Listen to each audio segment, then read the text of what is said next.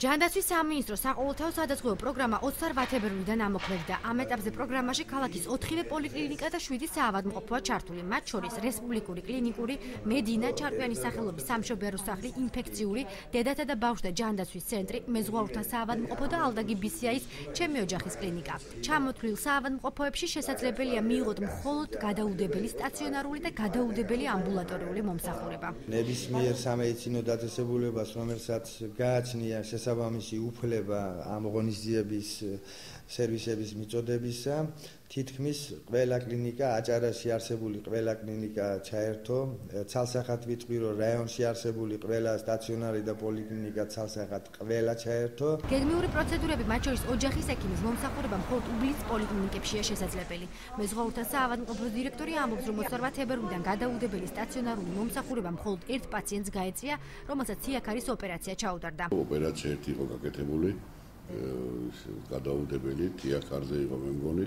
რესპუბლიკურ საავადმყოფოში კი ამ 12 დღის განმავლობაში ამბულატორიული მომსახურება 82, ხოლო გადაუდებელი სტაციონარული მომსახურება 41 პაციენტს გაეწია. კლინიკა მედინაში კი 25 პაციენტს, როგორც ამბულატორიული, ასევე სტაციონარული განყოფილება მოესახება. დახმარება გაეწია 82 პაციენტს ამბულატორიულად და 41 პაციენტს სტაციონარულად. იმ ნოზოლოგიების, რომლებიც ახლა ფინანსდება თითქმის მთელ სპექტრს, მათ შორის სასწრაფო ოპერაციებსაც, რეანიმაციულ დახმარებასაც და სასწრაფო ამბულატორიულ დახმარებასაც. რატომ არ ერთვებიან კერძო კლინიკების საყოველთაო დაზღვევაში ასე კატეგორიულად ამ საკითხს სოციალური სააგენტოს ხელმძღვანელი არ სვამს. იგი ამბობს, რომ ეს ნებაყოფლობითია. თავად კლინიკები კი ამ ეტაპზე პროგრამაში მონაწილეობისაგან თავს იკავებენ. ინტერმედიკის დირექტორი თამარ ცხომელიძე ამბობს, რომ კლინიკაში მომსახურება უფრო მეტი ღირს, ვიდრე დაზღვევის პაკეტი ითვალისწინებს.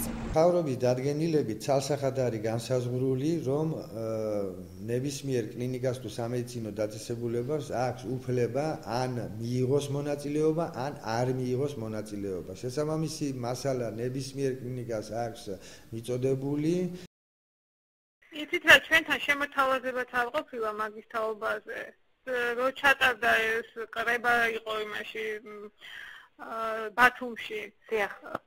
დირექტორებთან და ხელმძღვანელებთან შეხვედრა, არავის არ დაურეკია, არც არავის შემოუთავაზებია. განსაკვირველია ჩვენი მომსახურება გაცილებით არა, მაგრამ უფრო ძვირია ვიდრე სადაზღვეოში ჩადებული, აქედან გამომდინარე ალბათ უარს ვიტყვით მაინც.